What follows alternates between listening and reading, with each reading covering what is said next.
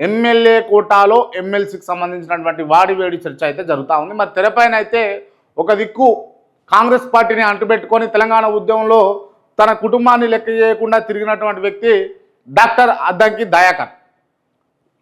Congress party నుంచి కనబడుతున్నటువంటి వ్యక్తులలో doctor Addanki Dayakar, అదేవిధంగా ఇంకో పక్కనేమో సామా రామ్మోహన్ రెడ్డి అండ్ ఇంకా ఆశావాహులు కూడా చాలామంది తెరపైన కనిపిస్తూ ఉన్నారు.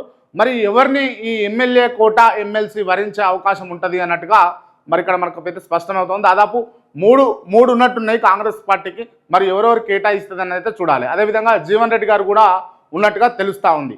మరి మధు యాష్కి గౌడ్ ఎల్బీ నగర్ నుంచి కంటెస్ట్ చేసినటువంటి వ్యక్తి మధు యాష్కి.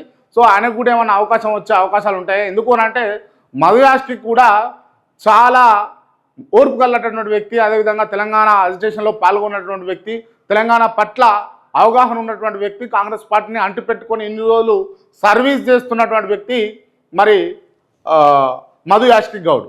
సో ఎవరికి ఈ పదవి వరించే అవకాశాలు ఉంటాయి అన్నట్టుగా కాంగ్రెస్ పార్టీ ఆలోచన చేస్తూ ఉన్నది. ఈ విషయంలో కూడా మరి టీపీసీసీ మహేష్ గౌడ్ కూడా ఈ అంశాలలోనే నిమగ్నమైనట్టు వాటి కార్యాచరణ మీదే పనిచేస్తున్నట్టుగా తేట తెల్లమైతా ఉంది. ఎందుకు అనంటే ఇప్పుడు ఇవాళ కాంగ్రెస్ పార్టీ అంటే చాలా మందితో కూడుకున్నటువంటి పెద్ద సమూహం కాబట్టి ఆశావాహులు ఎక్కువగా ఉన్నారు, పదవులేమో తక్కువగా ఉన్నాయి.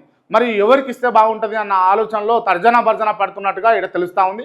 మరి చూద్దాం ఏం జరుగుతుంది అని అన్నదైతే క్లియర్గా మనకు స్పష్టమయ్యే అవకాశాలు అయితే ఉంటాయి రానున్న రోజుల్లో.